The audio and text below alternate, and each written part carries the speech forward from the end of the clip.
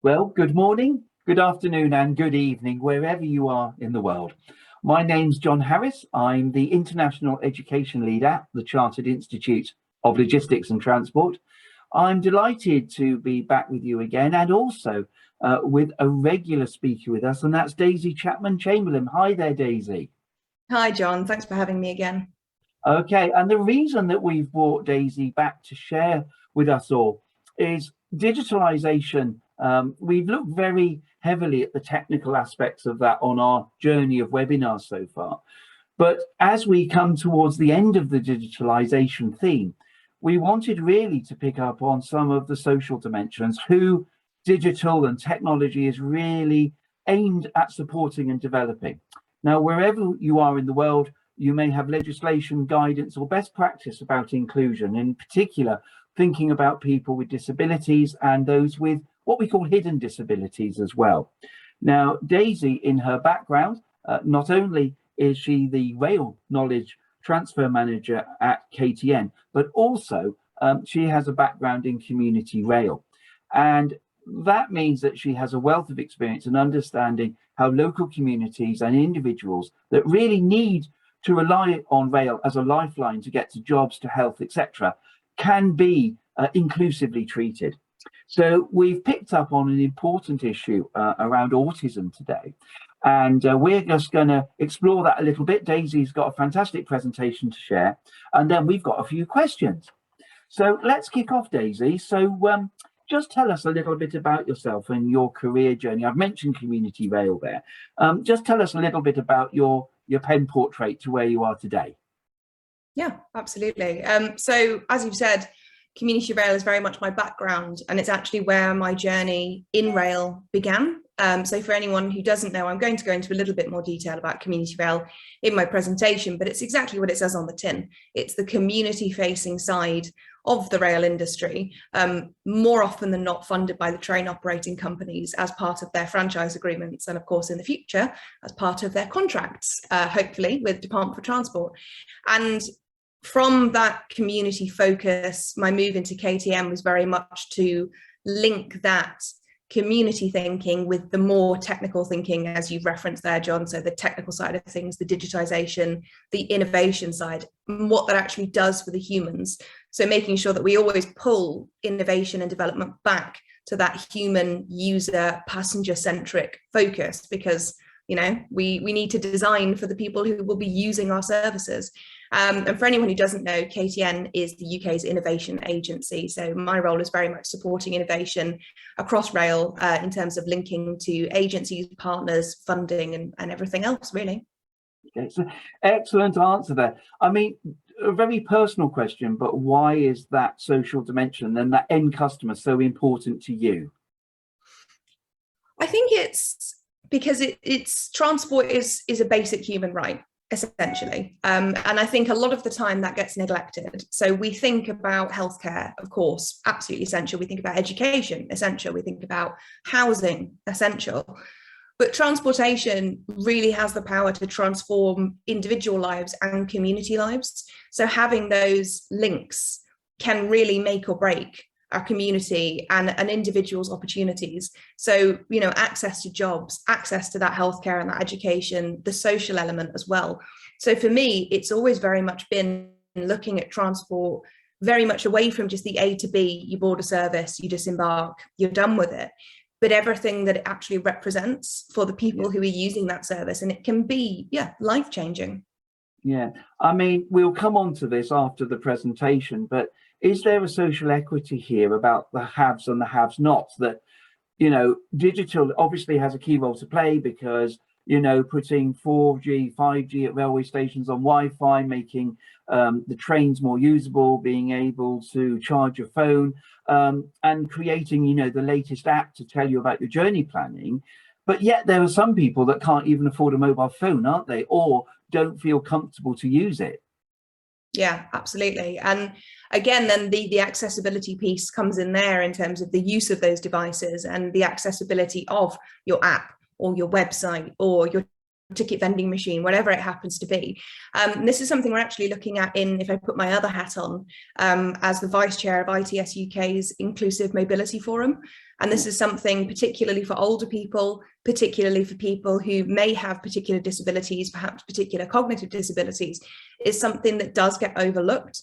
So when we are planning, and developing all these fantastic digital interventions, these amazing apps, whatever it might be, making sure that you're consulting, making sure that you do have an accessibility and inclusion specialist working with you on those issues, because otherwise you get into the awful situation of end of a project and finding out that there's a chunk of people who are unable to access your service. Yeah, absolutely. I mean, I think that resonates with a lot of our CILT members around the world, because in the UK, for example, there is a strategic rail group, but there's also an accessibility and inclusion group that looks at accessibility with bus, rail, all public modes, and makes recommendations. Across the world, we have the Women in Logistics and Transport group. So that's a forum that sits underneath CILT as an organization, but they do a huge amount of campaigning. And in some countries, they've actively fundraised. They've managed to get, bicycles out to people that have mobility issues in terms of being able to access their nearest town or village and access services. So this social dimension is one, I think, that will kind of touch the heart of every member. So we're really glad you're with us today. Now, in terms of my own background, some of you may not know, I worked for a rail operator here in the UK for 3-4 years, and that was specializing in access and inclusion matters. One of the things that really hit me there was about the efforts that we must make to involve people with hidden disabilities. So this could be anything from mild dyslexia, an eye defect, and a lot of these things are not visible, and people necessarily don't want to sort of declare that they have that particular impairment or mobility issue. Really important that rail companies and public transport operators go the extra mile in terms of customer experience and being able to make people feel included, but without them being labelled at the same time. So this is why the autism and the railway theme has come up today. And Daisy, if you're ready to go, take us through the presentation, and I'll be back in a bit to ask you some questions. Brilliant. Thank you so much. So starting with a few slides, and of course, because inclusion is all about people, I wanted to kick off by discussing some human beings. So the picture you're seeing here is a picture of a young woman called Kana Harada, and she lived in Shirataki, a neighborhood that was home to only 36 people in Hokkaido in Japan. And she took the train to her closest high school 35 minutes away every day. And she's the only person who used that little station building you can see there in the background for years. So the train station in her neighborhood was kept open for 3 years just for her to get to school. And when she graduated in March 2016, the station was closed. So this is a really good example of what we were talking about before. Public transport is crucial for access to life opportunities. And it's not just A to B. For some people, for most people, it's essential. In America, much of the history of the civil rights struggle is remembered for outlawing racial discrimination in realms of housing and the realms of voting, but a lot of the movement actually centered around access to public transport. So from Rosa Parks' refusal to give up her seat to a white passenger, all the way through to Dr. Martin Luther King, who described public transport as a genuine civil rights issue, linking access to public transportation to access to jobs. So access to public transport, again, as we've referenced, is an equity and equality issue. And then looking a little bit closer to home in Lancashire, one of the programmes I set up when I was working at Community Rail Lancashire, the Railway Confidence Programmes, which still happen today with my colleagues still at CRL. And they give young disabled people the confidence they need to learn how to travel either in a supported or independent sense. And you can see some of the young people here having an amazing time on a Northern train. And it won Most Creative Community Project Award at the National Autistic Society's Professionals Awards in 2019. And thousands of young people have now been through these programs across the North, either gaining confidence to travel, learning about the journey, looking at the employment opportunities that there are within rail itself, or just for fun, just for the joy of the journey, which any of us who are railheads will really understand. So confident access to transport has that power to uplift and really inspire. Just very quickly, looking at some statistics, around 1 in 7 people, and in some cases more than that, in obviously particular communities, are neurodivergent. So some form of hidden disability, hidden need, away from the neurotypical brain functioning, with 14.1 million disabled people in the UK and a rising number. More than twice as likely to be unemployed as non-disabled people. Life costs you on average £583 more a month if you're disabled. And 1 in 3 disabled people feel there's a lot of disability prejudice in the UK. So again, linking this back to transport, linking this back to access, fair access for life opportunities, we begin to really see how transport shapes this in a very significant way. We have again touched on this slightly in our little bit of an intro, but when you are developing tech, design, that might be in the built environment, that might be in the rolling stock itself, service that anyone, any person interacts with, it's crucial to focus on that human need. So a system that is built without that lived experience cannot serve all the needs that it will eventually need to when it's in operation. And of course, in rail, those needs range from information provision, which is one of the kind of most crucial, especially thinking about autism and access for autistic people, technology, which might use augmented or virtual reality, staff training, signposting, lighting, and on and on and on, you know, everything from the design of fabric and the way your floor is laid out, and of course to physical accessibility and making sure that you're providing information in different formats. So the visual, the audible, the written, braille, and everything in between. And of course, layout of spaces as well, thinking about how those spaces are structured in a rolling stock sense, in an infrastructure sense, in a multimodal sense. And we know that there are clear needs within rail, you know, internationally, but certainly in the UK, to better serve passengers with disabilities, because both disabled and non-disabled adults rely on car travel for around 3 in 5 trips. And that is a pre-COVID statistic. So, you know, once that settles, we'll see what the statistic looks like afterwards. And also thinking about this laterally, so thinking about hate crime, which unfortunately against disabled people on public transport remains a major issue.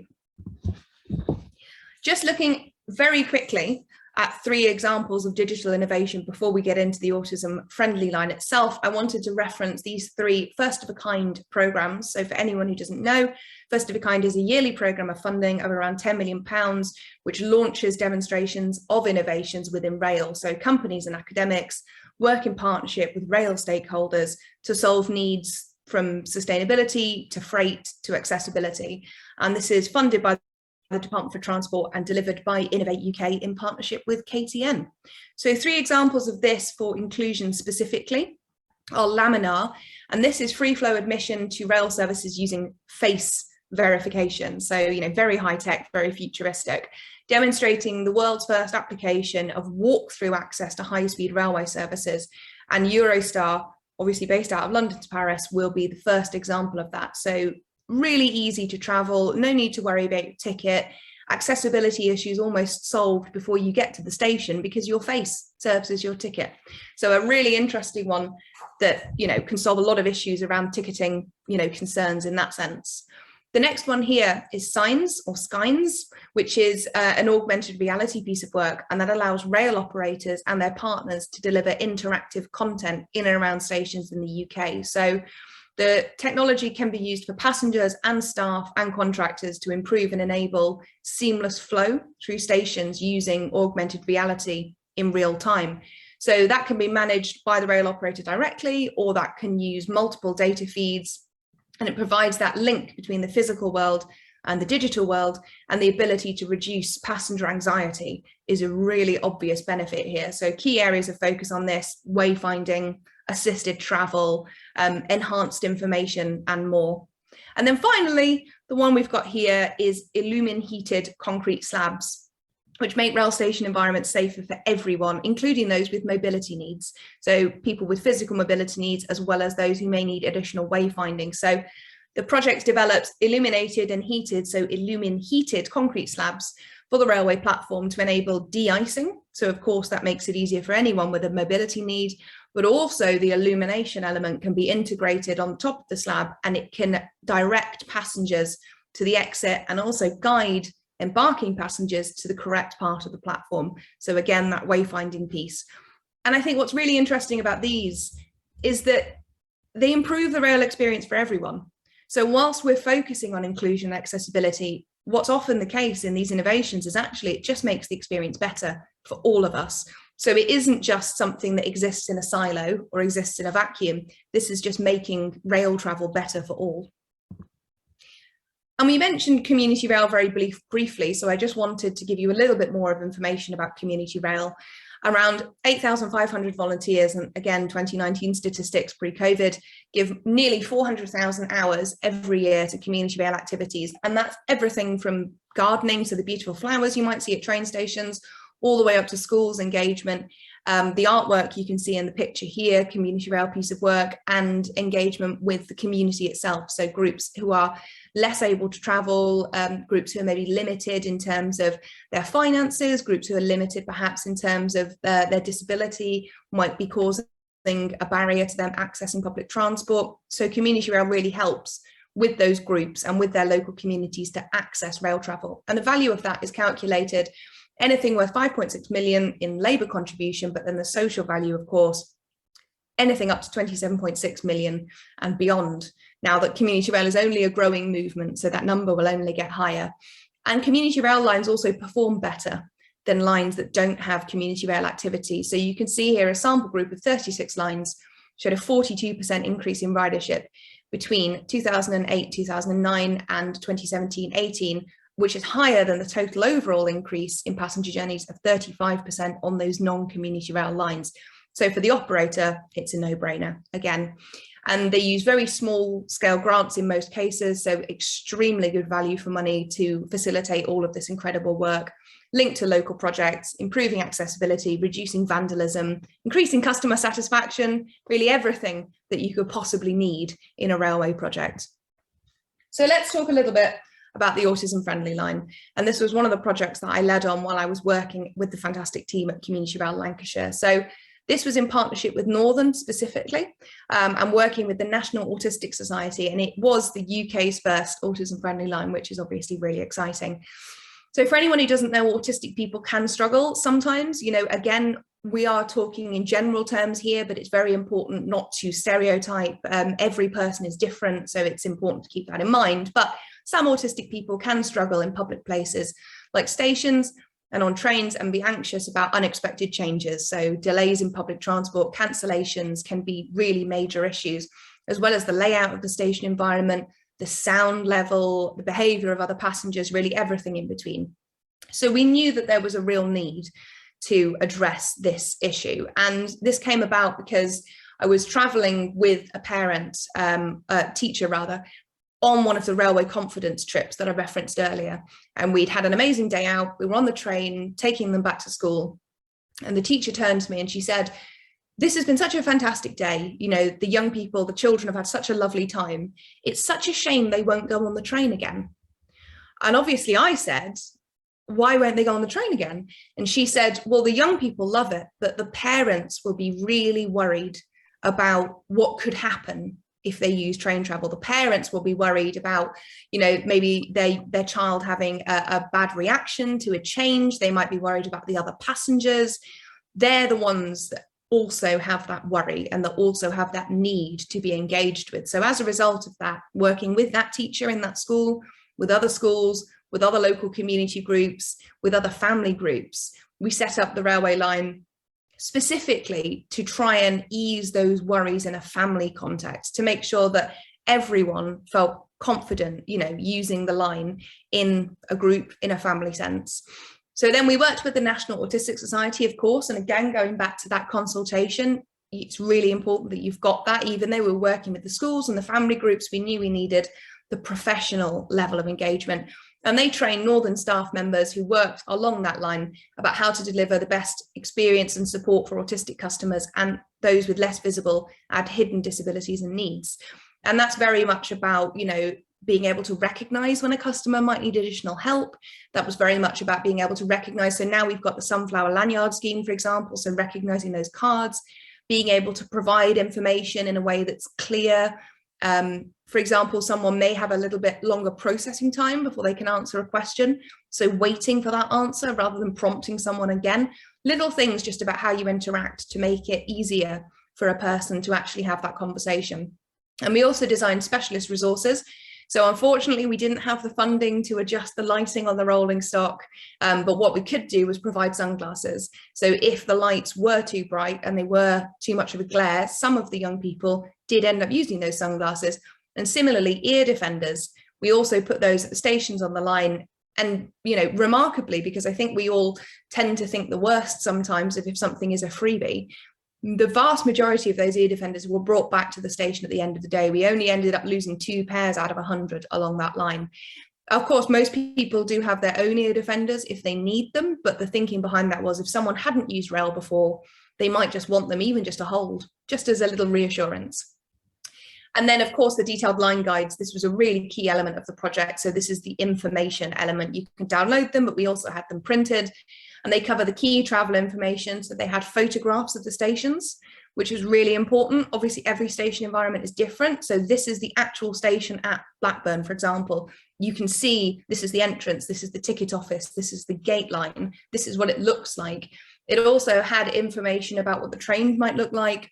It had family-friendly businesses along the line, so we linked in with some museums and some galleries who were running autism-friendly sessions and art sessions to make sure that families had a destination at the end that they knew would also be welcoming and also be trained, and activity books, because everyone loves an activity book. And we made sure that they were available for young adults and children of all ages so that they could complete some activities about the line as well, because one of the interesting elements of the railway is that it's a special interest for a lot of autistic young people in particular, particularly autistic young men. So there's a really interesting piece of research by the National Autistic Society about a very high proportion, I think it's about 1/3 of young autistic children, male children, having a specific interest in rail. And I think that's probably because it's, you know, the timetabling and the lines, it's very straightforward in terms of understanding the process and quite mathematical. So yeah, it's nice to provide those activity books and make sure that the children themselves feel comfortable. I'm just going to show you the video of the launch of the line, and you'll see some of the young people we took out with us and their families, some of the other guests, and hear directly from a few of the people we interviewed.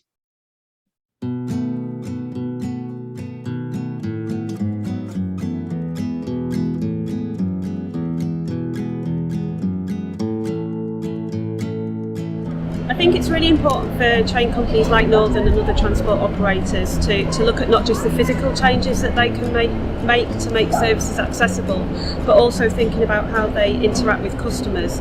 It's very easy for us to make the physical changes like new trains, improvements in stations, and look at signage, but actually for all customers to have a comfortable and enjoy the experience they have travelling with on public transport. It's also about how we communicate, how we engage, and also the information that we provide so that people can feel comfortable about the choices they make and feel reassured about their journey.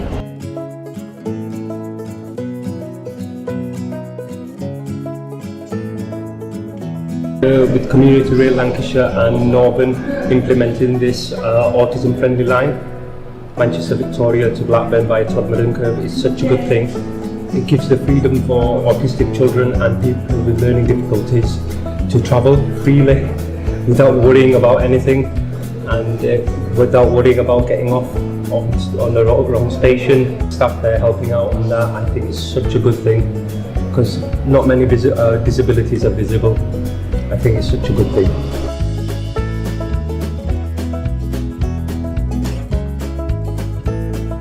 I'm really delighted to be aboard this historic trip today, celebrating the establishment of the UK's first autism-friendly railway line service.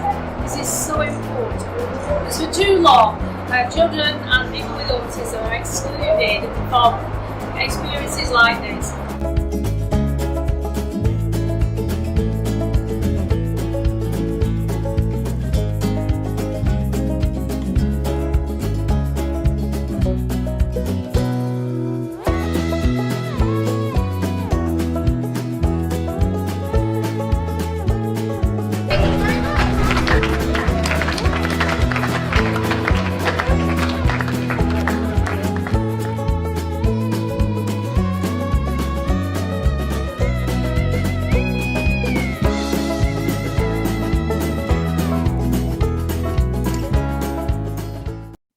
So hopefully that video gave you a nice look at the day, and it was, you know, the atmosphere was really happy and bubbly and excited, and that was a journey from Blackburn into Manchester, and obviously all the families then went out and had a really wonderful day in the city as well. So just that little extra encouragement, little extra inclusion made a really big difference to some of those groups.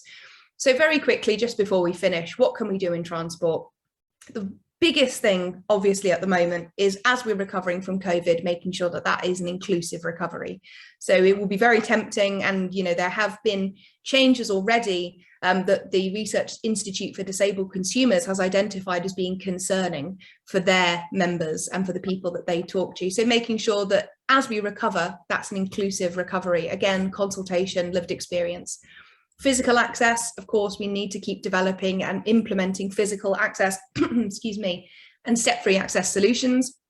The design of rolling stock itself, assistance schemes, passes and lanyards. So the sunflower lanyard is the one that we use in the UK, which is an excellent scheme. Technology access, which I've slightly touched on in some of my examples before, and information provision as well, in all the different forms before, during and after a journey.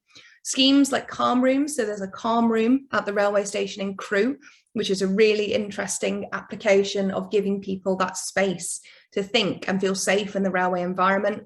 Digital accessibility, which we talked about right at the start, making sure that your ticketing and websites are accessible. The confidence for life, so the training and the schoolworks.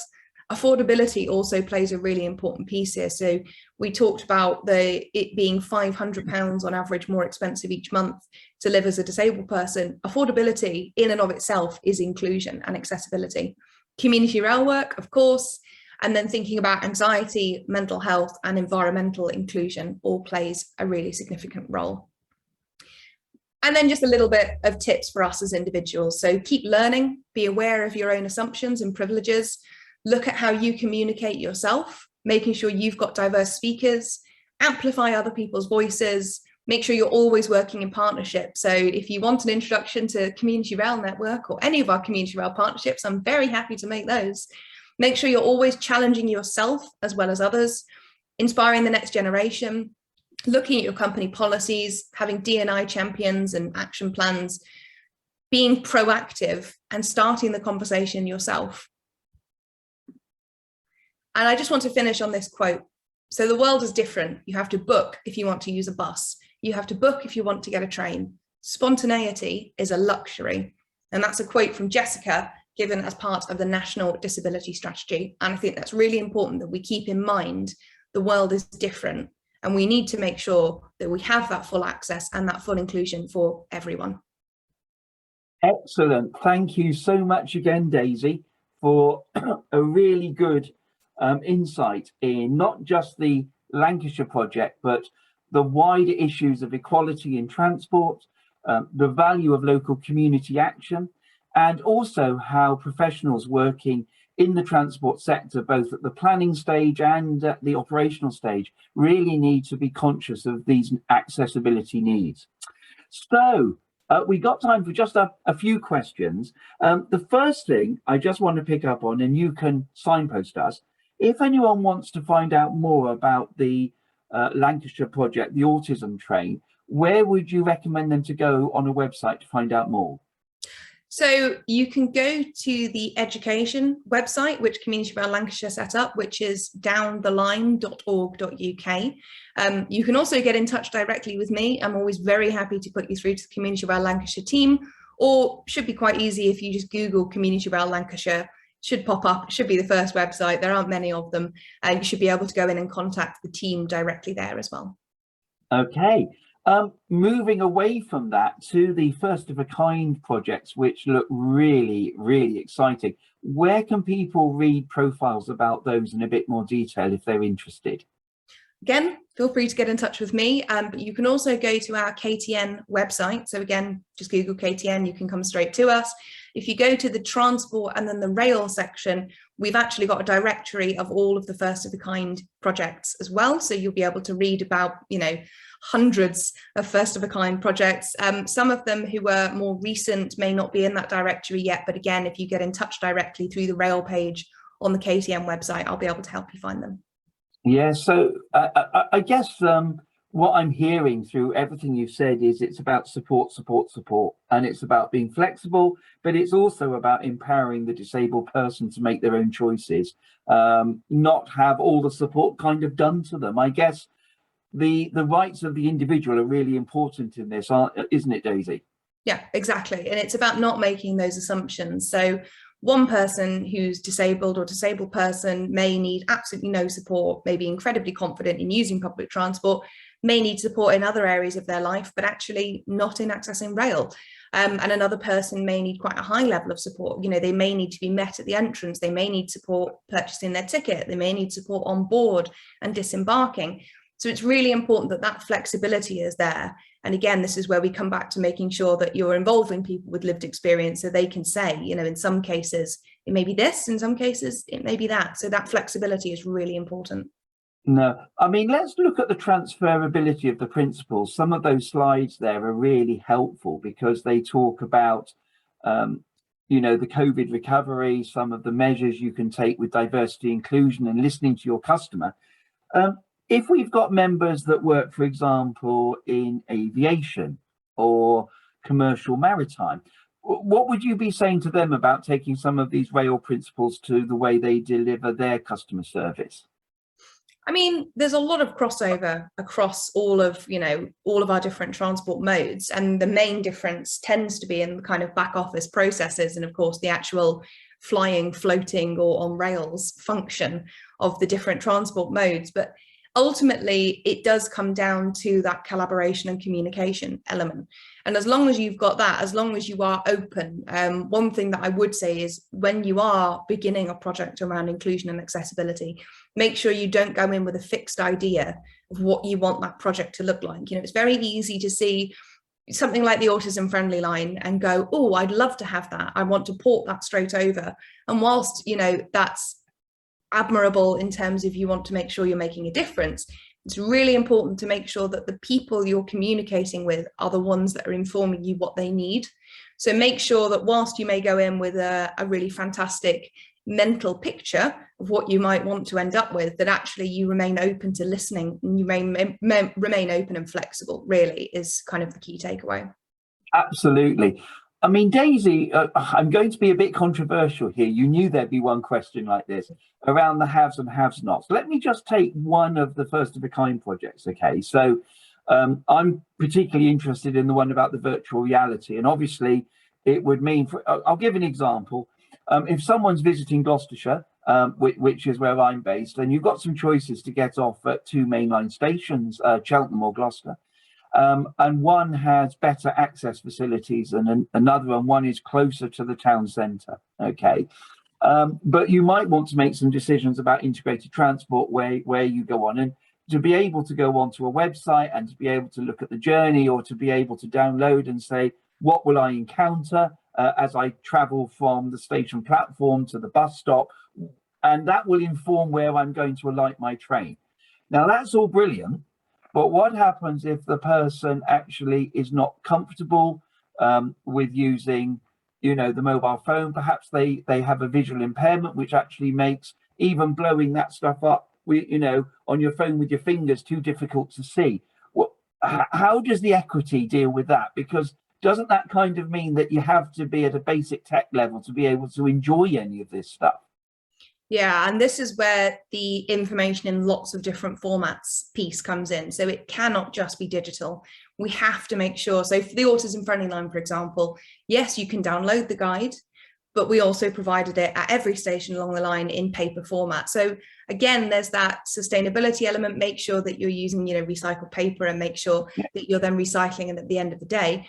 But you can't not have the paper engagement. You can't not have, it would be like getting rid of announcements. You know, yes, you might have a poster, but you still need the audible announcements as well. So it's firstly about that. And then secondly, it's about making sure that none of this replaces staff. So human interaction is and always will be crucial on public transport. And that's in everything from when there are delays and cancellations through to accessibility. And then speaking as a young woman, there are services that I would not travel on late at night. if I knew that there was no conductor or guard on that service, because it would just be unsafe. I wouldn't feel comfortable. Yeah. So that human element, that staffing element, has to be alongside the digital element, has to be alongside the printed information. It has to be the whole suite, and those have to work together. They have to work with each other. And then the wider piece as well around, tech accessibility is something that we need to make sure we consult about. We need to make sure that we've got the highest possible level of accessibility, but options for those who aren't going to be able to use the digital option as well. Okay. Moving towards the end, but this is an important question. For those of you that may not know, that are viewing from around the world, the UK railway network and the way that we manage railways is going through a big shake-up at the moment. If you want to know more about that, there's actually some versions of the CILT UK Focus magazine that you can download from the CILT UK website. Just put in CILT UK Focus magazine archive, and you'll be able to download all of the features about the latest Shaps-Williams reports on rail and the restructuring.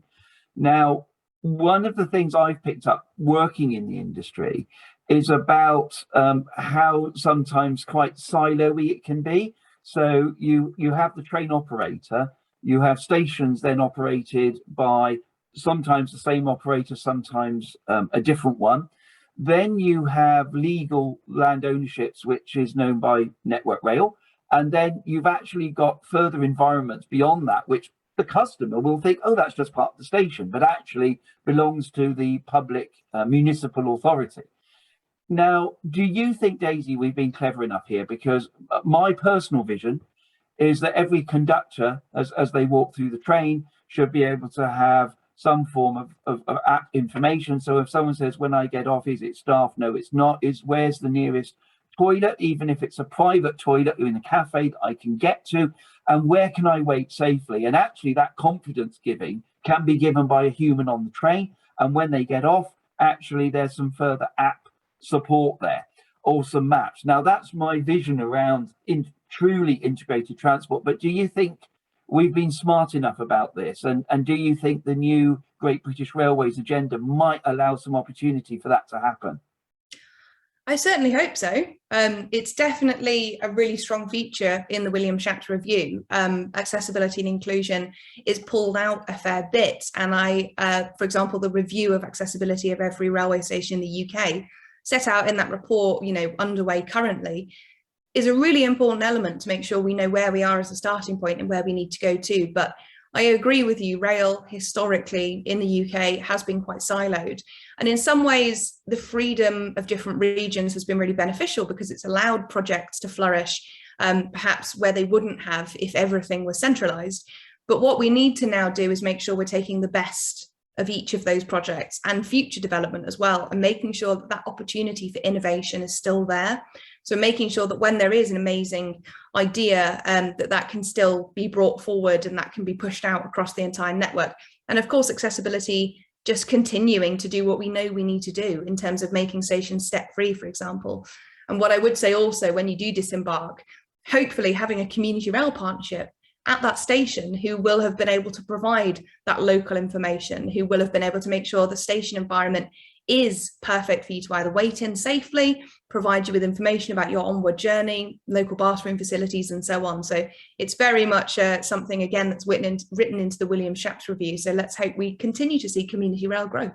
Yeah, no, absolutely. I think the message for all of our global viewers is actually, if you're going to do really good customer service and you're going to do good tech to support that, don't then let the administrative boundaries and the governance boundaries then prevent it benefiting the customer. You don't want to be logging on to 6 different apps as you go on your journey because, the get around, town A is different from town B, is different from town Z.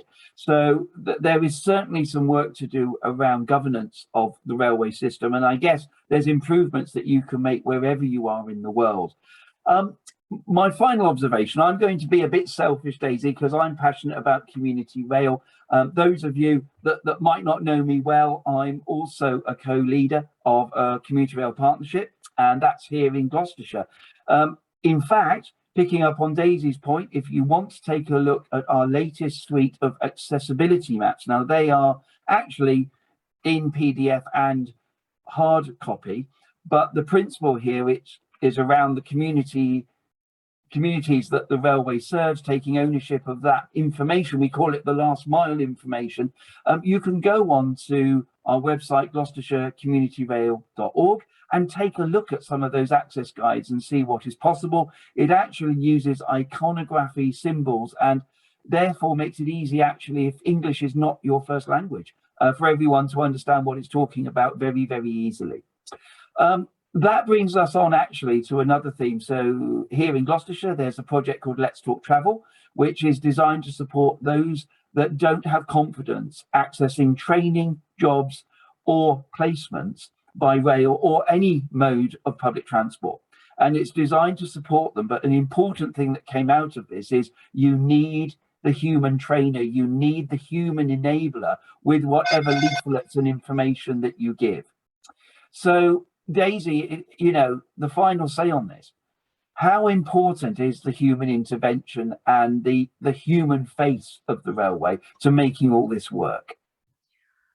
In terms of the human, the staff, the training, everything else and everything in between, you've absolutely got to have that level of, in-person interaction. So as you say, from the training side of things, as I referenced before, on train and in the station, if you don't have that engagement, then you're going to exclude a lot of people who aren't able to access digitally. And then thinking about the digital construction as well, you've got to have human interaction to make sure that the digital pieces of work are completed to the best possible level and to make sure they are inclusive and accessible. So you've got to have humans throughout the system at every stage to make sure that it works, to make sure that it functions.